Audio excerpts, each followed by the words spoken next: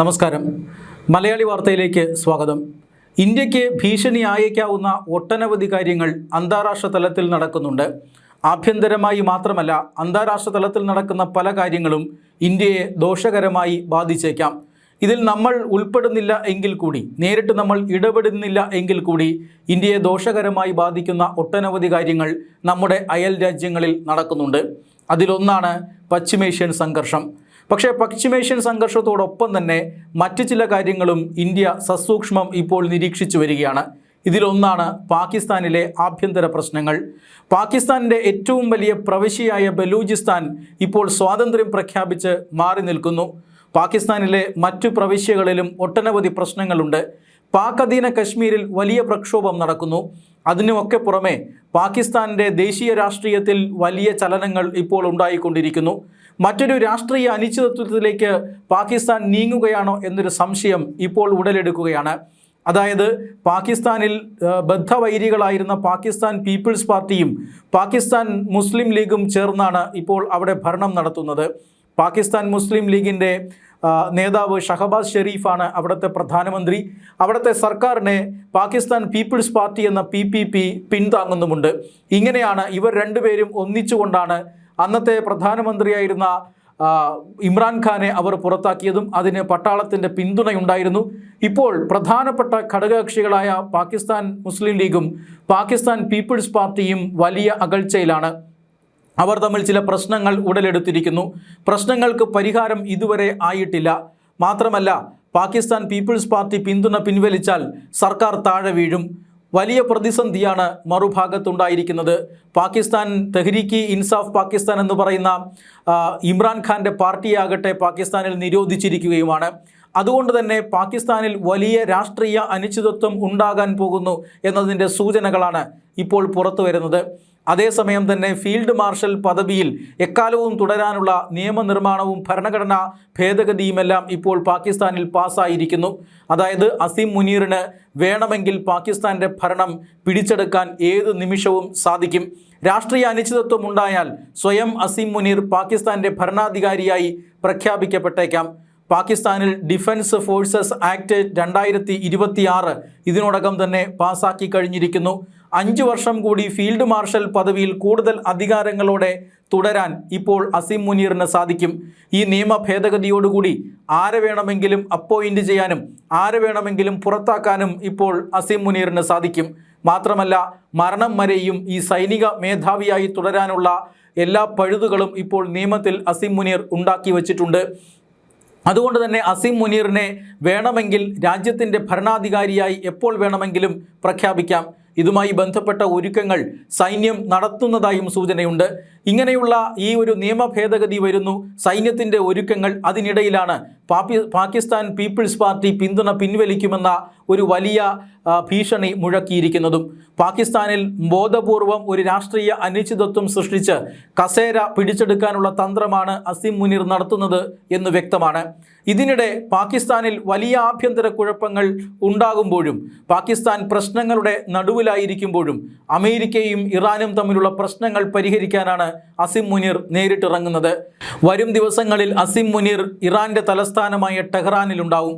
ഇറാനും അതുപോലെ തന്നെ അമേരിക്കയും തമ്മിലുള്ള അഭിപ്രായ വ്യത്യാസം പരിഹരിക്കാനാണ് ഈ അസീം മുനീർ ഇപ്പോൾ ടെഹ്റാനിൽ എത്തുന്നത്.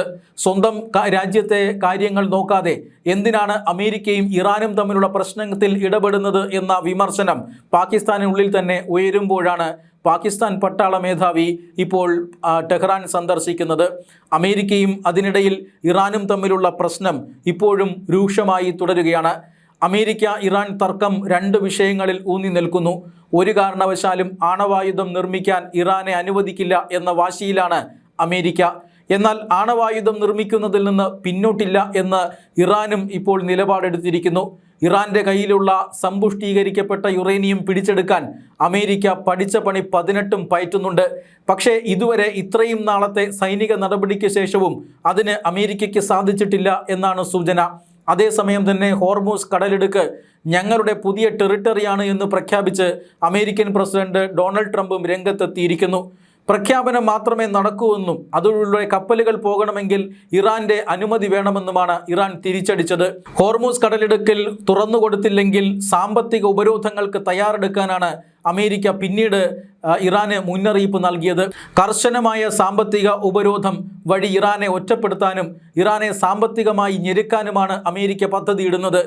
ഇറാനിലേക്ക് അനുകമ്പയോടുകൂടി നോക്കുന്ന രാജ്യങ്ങൾക്കുമെതിരെ പോലും കർശനമായ ഉപരോധം ഏർപ്പെടുത്താൻ അമേരിക്ക ഇപ്പോൾ തീരുമാനിച്ചിരിക്കുന്നു. ഒരു കാരണവശാലും അന്താരാഷ്ട്ര സമൂഹവുമായി ബന്ധപ്പെടാൻ ഇറാനെ അമേരിക്ക അനുവദിക്കില്ല എന്നാണ് ഇപ്പോൾ അമേരിക്കയുടെ നയം. ഈ രീതിയിൽ സൈനിക നടപടിയിലൂടെ ഇറാനെ നേരിടാതെ അല്ലെങ്കിൽ നേർക്കുനേർ വരാതെ സാമ്പത്തികമായി ഞങ്ങളെ ഞെരുക്കാനാണ് ഭാവമെങ്കിൽ ഇറാൻ കാത്തിരിക്കില്ലെന്നും അമേരിക്കൻ ആക്രമണത്തിന് വേണ്ടി കാത്തിരിക്കില്ലെന്നും തിരിച്ചടിക്കുമെന്നും ഇറാൻ ഇപ്പോൾ പ്രഖ്യാപിച്ചിരിക്കുകയാണ്. ഗൾഫ് രാജ്യങ്ങളെ ലക്ഷ്യം വെച്ചുകൊണ്ടാണ് ഇറാൻ്റെ ഈ പ്രഖ്യാപനം. അതുകൊണ്ടാണ് ഗൾഫ് രാജ്യങ്ങൾ ഭീതിയിലാകുന്നത്. അമേരിക്കയുടെ ഓരോ ഇടപെടലിനും അമേരിക്കയുടെ ഓരോ സമ്മർദ്ദത്തിനും ഇറാൻ മറുപടി നൽകുന്നത് ഗൾഫ് രാജ്യങ്ങളുടെ മേലാണ്. സൗദിയും കുവൈത്തും അതുപോലെ തന്നെ ഖത്തറുമെല്ലാം ഇപ്പോൾ ഇറാൻ്റെ ചൂടറിയുന്നുണ്ട്. ഇറാൻ്റെ ഡ്രോണുകളും അതുപോലെ തന്നെ മിസൈലുകളുമൊക്കെ പ്രതിരോധിക്കുകയാണ് അവർ. ഇറാൻ്റെ ആക്രമണത്തിൽ നിന്നും എണ്ണ സംഭരണികളെയും റിഫൈനറികളെയും ഒക്കെ സംരക്ഷിക്കാൻ ഈ ഗൾഫ് രാജ്യങ്ങൾ പെടാപ്പാടുപെടുന്നു. മാത്രമല്ല, എങ്ങനെയെങ്കിലും ഈ തർക്കം അവസാനിപ്പിച്ച് സംഘർഷം അവസാനിപ്പിക്കാൻ എല്ലാ രാജ്യങ്ങളും കിണഞ്ഞ് പരിശ്രമിക്കുന്നുമുണ്ട്. പക്ഷേ അമേരിക്കയും ഇറാനും ഒരു കാരണവശാലും ഒരു അഭിപ്രായ ഐക്യത്തിലേക്ക് എത്തുന്നില്ല. ചർച്ചാ മേശക്കരിയിൽ ഒരിക്കൽ വന്നെങ്കിലും ഇറാൻ അമേരിക്കൻ പ്രസിഡന്റിനെ വധിക്കാൻ ശ്രമിച്ചത് പുതിയ വെല്ലുവിളിയായി മാറി. മാത്രമല്ല, വാണിജ്യ കപ്പലുകൾക്ക് നേരെ ഇറാൻ ആക്രമണം നടത്തിയതും അമേരിക്കയെ ചൊടിപ്പിച്ചു. എന്തായാലും തുടർച്ചയായ ആക്രമണങ്ങൾ നടത്തിയിട്ടും അമേരിക്കയ്ക്ക് ഇറാനുമേലുള്ള സൈനിക ലക്ഷ്യങ്ങൾ നേടിയെടുക്കാൻ സാധിച്ചില്ല എന്നാണ് അമേരിക്കയുടെ ഇൻ്റലിജൻസ് തന്നെ പറയുന്നത്. അതുകൊണ്ട് തന്നെ ഞങ്ങളെ സൈനികമായി വെല്ലുവിളിക്കൂ, സാമ്പത്തികമായി ഞെരുക്കാതെ എന്ന് സധൈര്യം അമേരിക്കയോട് പറയുകയാണ് ഇറാൻ. പക്ഷേ ഹോർമൂസ് കടലിടുക്കിൽ ഇപ്പോഴും ഇറാൻ ഭീഷണി തന്നെയാണ്. ആണവായുധം വിട്ടുകൊടുക്കാൻ ഇതുവരെയും ഇറാൻ തയ്യാറായിട്ടുമില്ല. പക്ഷേ അമേരിക്കയിൽ നിന്നും നിരന്തരം ഇറാൻ അടിവാങ്ങിക്കൊണ്ടിരിക്കുന്നു. അമേരിക്കയുടെ ആക്രമണത്തിൽ ഇറാനിലെ സകലതും തകർന്നു പോയിരിക്കുന്നു. സാമ്പത്തികമായ ബുദ്ധിമുട്ടുകൾ കൂടി ഇനി ഉപരോധങ്ങൾ തുടർന്നാൽ ഇറാന് നേരിടേണ്ടി വരും. മാത്രമല്ല, ഗൾഫ് രാജ്യങ്ങൾ ഈ കാരണങ്ങൾ കൊണ്ട് തന്നെ ഭീതിയിലുമാണ്. അതേസമയം പ്രശ്നപരിഹാരം ഉണ്ടാകാത്തതിൻ്റെ പേരിൽ അന്താരാഷ്ട്ര തലത്തിൽ എണ്ണവില കുതിക്കുകയാണ്. എണ്ണ വിപണിയുടെ അല്ലെങ്കിൽ ആഗോളതലത്തിൽ നടക്കുന്ന എണ്ണ നീക്കത്തിൻ്റെ ഭൂരിഭാഗവും നടക്കുന്നത് ഹോർമൂസ് കടലിടുക്കിലൂടെയായിരുന്നു. എന്നാൽ ഹോർമൂസ് കടലിടുക്കിൽ വലിയ പ്രതിസന്ധി ഉടലെടുത്തതോടുകൂടി എണ്ണ ലഭ്യതയിൽ വലിയ കുറവുണ്ടായി. റഷ്യയിൽ നിന്നും ഇന്ത്യ എണ്ണ ഇറക്കുമതി ചെയ്യുന്നത് കാരണമാണ് ഇപ്പോൾ അന്താരാഷ്ട്ര വിപണിയിൽ എണ്ണവില പിടിച്ചു നിർത്താൻ സാധിക്കുന്നത്. ഇന്ത്യ കൂടി ഈ ഗൾഫ് രാജ്യങ്ങളെ ആശ്രയിച്ചിരുന്നുവെങ്കിൽ എണ്ണവില കുതിക്കുമായിരുന്നു. ഹോർമൂസ് കടലിടുക്കിൻ്റെ കാര്യത്തിൽ പ്രതിസന്ധി ഒഴിയാത്ത കാരണം എണ്ണവില വീണ്ടും കുതിക്കുകയാണ്.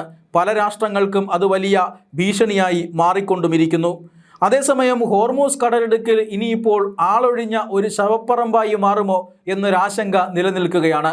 അതുവഴി കപ്പലുകളെയൊന്നും കടന്നു പോകാൻ അനുവദിക്കില്ല എന്നാണ് സൗദി പറയുന്നത്. സൗദിയുടെ അംഗീകാരത്തോടുകൂടിയും അനുമതിയോടുകൂടിയും മാത്രമേ കപ്പലുകൾക്ക് കടന്നു പോകാൻ കഴിയൂ. പക്ഷേ വൻതുക ഇറാൻ കപ്പലുകൾ കടത്തിവിടുന്നതിൻ്റെ ഫീസായി ഈടാക്കുന്നുണ്ട്. ഇതൊരു കാരണവശാലും അംഗീകരിക്കാൻ കഴിയില്ല എന്നാണ് അമേരിക്ക പറയുന്നത്. എന്തായാലും അമേരിക്കയും ഇറാനും ചേർന്ന് ഹോർമൂസ് കടലിടുക്കിനെ ഒരു ശവപ്പറമ്പായി മാറ്റിയിരിക്കുന്നു. ദിവസേന 300-ലധികം ചരക്ക് കപ്പലുകൾ പോയിക്കൊണ്ടിരുന്ന കടലിടുക്ക് ഇപ്പോൾ ശാന്തമാണ്. അതായത് 30 കപ്പലുകൾ പോലും അതുവഴി ഓരോ ദിവസവും കടന്നു പോകുന്നില്ല. രാജ്യങ്ങളെല്ലാം ഹോർമൂസ് കടലിടുക്കിന് ഒരു ബദൽ കണ്ടെത്താൻ ശ്രമിക്കുകയാണ്. UAE-യുമായി സഹകരിച്ചുകൊണ്ട് എണ്ണ പൈപ്പ് ലൈനിലൂടെ എണ്ണ ഇറക്കുമതി ചെയ്യാനുള്ള തയ്യാറെടുപ്പ് ഇന്ത്യ തുടങ്ങിയിരിക്കുന്നു. ഇസ്രയേലും UAE-യുമായി സഹകരിക്കുന്നുണ്ട്. സൗദിയും ഫ്രാൻസുമായി ബദൽ മാർഗങ്ങൾ കണ്ടുപിടിക്കാനായി ഇപ്പോൾ ചർച്ച നടത്തിക്കൊണ്ടിരിക്കുകയാണ്. ഹോർമൂസ് കടലിടുക്കിനെ രാജ്യങ്ങൾ ഉപേക്ഷിക്കുകയാണ്. അമേരിക്കയും ഇറാനും ബലം പിടിച്ചുകൊണ്ടിരിക്കുമ്പോൾ മറ്റു മാർഗങ്ങൾ തേടുകയാണ് മറ്റു രാജ്യങ്ങൾ. അതുകൊണ്ട് തന്നെ ഇനിയിപ്പോൾ സംഘർഷം അവസാനിച്ചാലും ഹോർമൂസ് കടലിടുക്കിലേക്ക് ആരും തിരിഞ്ഞു നോക്കാൻ പോകുന്നില്ല എന്നൊരു നിലയിലേക്ക് കാര്യങ്ങൾ പോവുകയാണ്. ഇറാൻ്റെയും ചൈനയുടെയും കപ്പലുകൾ മാത്രം അതുവഴി കടന്നുപോകും എന്ന നിലയിലേക്ക് എത്തുമോ? ഇതാണ് ഇപ്പോൾ ഏറ്റവും വലിയ ആശങ്കയായി മാറിയിരിക്കുന്നത്. ഈ സാഹചര്യത്തിലും സങ്കീർണമായ ഈ പ്രശ്നത്തിന് സ്ഥിതിഗതികൾ നിരീക്ഷിച്ചു വരികയാണ് ഇന്ത്യ. അതായത് ഇന്ത്യയെ സംബന്ധിച്ചിടത്തോളം ലോകത്തിലെ ഏറ്റവും വലിയ എണ്ണ ഇറക്കുമതി ചെയ്യുന്ന രാജ്യമാണ്. ഇന്ത്യ ഏറ്റവും കൂടുതൽ എണ്ണ ഇറക്കുമതി ചെയ്യുന്നു. ഇന്ത്യ ഉപയോഗിക്കുന്ന എണ്ണയുടെ ഭൂരിഭാഗവും ഇറക്കുമതി ചെയ്യുന്നവയാണ്.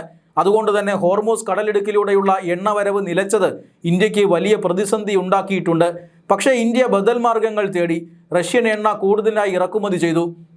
ആഫ്രിക്കൻ രാജ്യങ്ങളെപ്പോലും എണ്ണ ഇറക്കുമതിക്കായി ഇന്ത്യ ഇപ്പോൾ ആശ്രയിക്കുന്നുണ്ട്. ക്രൂഡ് ഓയിൽ ഇറക്കുമതിക്കായി വൈവിധ്യവൽക്കരിക്കപ്പെട്ട സോഴ്സുകളാണ് ഇപ്പോൾ ഇന്ത്യ ഉപയോഗിക്കുന്നത്. LPGക്കും ഇന്ത്യ ബദൽ മാർഗങ്ങൾ തേടി തുടങ്ങിയിരിക്കുന്നു. അതുകൊണ്ട് തന്നെ ഇന്ത്യയിൽ ഇപ്പോൾ വലിയ ഊർജ്ജ പ്രതിസന്ധി ഇല്ല. പാകിസ്ഥാനും അതുപോലെ തന്നെ ബംഗ്ലാദേശും അടക്കമുള്ള രാജ്യങ്ങൾ വലിയ പ്രതിസന്ധിയിലാണ്. ബംഗ്ലാദേശിൽ വൈദ്യുത ഉൽപ്പാദന കേന്ദ്രങ്ങളും അതുപോലെ തന്നെ വ്യവസായശാലകളുമെല്ലാം ഗ്യാസിൻ്റെയും പെട്രോളിയത്തിൻ്റെയും അഭാവം കാരണം പൂട്ടിക്കൊണ്ടിരിക്കുന്നു. പക്ഷേ ഇന്ത്യയിൽ അങ്ങനെ ഒരു സ്ഥിതിവിശേഷമില്ല. ഇന്ത്യയുടെ ഇറക്കുമതി സോഴ്സുകൾ വൈവിധ്യവൽക്കരിച്ചു. വൻതോതിൽ ഇന്ധനം സ്റ്റോക്ക് ചെയ്യാൻ ആരംഭിച്ചു. ഇങ്ങനെയൊക്കെ ഇന്ത്യ പ്രതിസന്ധികളെ മറികടന്നുകൊണ്ടിരിക്കുകയാണ്. സ്വന്തം രാജ്യത്ത് പ്രതിസന്ധി ഉണ്ടാകാതെ, സ്വന്തം രാജ്യത്തെ പ്രശ്നങ്ങൾ അത്ര കണ്ട് രൂക്ഷമാകാതെ ഇരിക്കുന്നതിൽ ശ്രദ്ധിക്കുകയാണ് ഇന്ത്യ. അതേസമയം പാകിസ്ഥാൻ അങ്ങനെയല്ല. പാകിസ്ഥാനിൽ സങ്കീർണമായ പ്രശ്നങ്ങൾ ഉണ്ടാകുമ്പോഴും അമേരിക്കയും ഇറാനും തമ്മിലുള്ള തർക്കങ്ങൾ പരിഹരിക്കാൻ നടക്കുകയാണ് അവിടുത്തെ പട്ടാള മേധാവി. എന്നാൽ പശ്ചിമേഷ്യയിലെ സാഹചര്യങ്ങൾ അതിസൂക്ഷ്മമായി തന്നെ ഇന്ത്യ വിലയിരുത്തുകയാണ്. തീർച്ചയായും അതിൻ്റെ പ്രഭാവം ഇന്ത്യക്ക് മേൽ ഉണ്ടാകുമെങ്കിലും പരമാവധി അത് കുറയ്ക്കാൻ കേന്ദ്ര സർക്കാർ ശ്രമിക്കുന്നുണ്ട്. നിരന്തരമായ ഇടവേളകളിൽ പശ്ചിമേഷ്യൻ വിഷയം ഉന്നതതല യോഗം വിളിച്ച് കേന്ദ്ര സർക്കാർ ചർച്ച ചെയ്യുന്നുണ്ട്. എന്താണ് ഇന്ത്യക്ക് മേൽ ഉണ്ടാകുന്ന വെല്ലുവിളി, അത് മറികടക്കാനുള്ള മാർഗങ്ങൾ എന്തെല്ലാം? ഇതുമായി ബന്ധപ്പെട്ട വളരെ ശക്തമായ, വളരെ എളുപ്പത്തിലുള്ള തീരുമാനങ്ങൾ ഇന്ത്യൻ സർക്കാർ കൈക്കൊണ്ടുകൊണ്ടിരിക്കുന്നു. അതുകൊണ്ട് തന്നെ പല രാജ്യങ്ങളിലും, ബംഗ്ലാദേശ്, ശ്രീലങ്ക, പാകിസ്ഥാൻ ഇങ്ങനെയുള്ള പല രാജ്യങ്ങളിലും വലിയ രീതിയിലുള്ള ഇന്ധന പ്രതിസന്ധി ഉണ്ടായിട്ടും ഇന്ത്യക്ക് അത് ബാധിച്ചിട്ടില്ല. മാത്രമല്ല, റഷ്യയിൽ പോലും ഇന്ധന പ്രതിസന്ധി ഉണ്ടായി. ഇന്ത്യക്ക് ക്രൂഡ് ഓയിൽ നൽകുന്ന റഷ്യയുടെ പെട്രോൾ പമ്പുകൾ ദിവസങ്ങളോളം അടഞ്ഞുകിടന്നിരുന്നു. റഷ്യൻ റിഫൈനറികളിൽ യുക്രൈൻ നടത്തിയ ഡ്രോൺ ആക്രമണമാണ് അതിന് കാരണം. റിഫൈനറികൾ പ്രവർത്തിക്കാതെ വന്നതോടുകൂടി റഷ്യയ്ക്ക് ഇന്ധനക്ഷാമം അനുഭവപ്പെട്ടു. അതിനെ റഷ്യ മറികടന്നതും ഇന്ത്യയെ കൂട്ടുപിടിച്ചായിരുന്നു. ഇന്ത്യക്ക് ധാരാളം ക്രൂഡ് ഓയിൽ നൽകുകയും അത് ഇന്ത്യൻ റിഫൈനറികളിൽ ശുദ്ധീകരിച്ച് പിന്നീട് റഷ്യയിലേക്ക് കയറ്റുമതി ചെയ്യുകയുമായിരുന്നു ചെയ്തിരുന്നത്. അങ്ങനെ ഒട്ടനവധി പ്രശ്നങ്ങൾക്ക് പരിഹാരം കാണുക. രാജ്യത്ത് ഊർജ്ജ പ്രതിസന്ധി ഉണ്ടാകാതെ നോക്കുക. രാജ്യത്തിൻ്റെ കയറ്റുമതിയെയും ഇറക്കുമതിയെയും ഈ പശ്ചിമേഷ്യൻ സംഘർഷം ബാധിക്കാതെ നോക്കുക. ഇതിലാണ് ഇന്ത്യയുടെ ശ്രദ്ധ. പക്ഷേ പാകിസ്ഥാനിൽ നേരെ മറിച്ചാണ് കാര്യങ്ങൾ. എന്തായാലും അയൽ രാജ്യങ്ങളിൽ ഉണ്ടാകുന്ന പ്രശ്നങ്ങൾ ഇന്ത്യയെയും ബാധിക്കുമെന്ന കാര്യത്തിൽ തർക്കമൊന്നുമില്ല. അതുകൊണ്ട് തന്നെ ഈ വിഷയങ്ങളെല്ലാം ഇന്ത്യൻ വിദേശകാര്യ മന്ത്രാലയവും ഇന്ത്യയുടെ പ്രതിരോധ മന്ത്രാലയവും സസൂക്ഷ്മമായി നിരീക്ഷിച്ചു വരികയും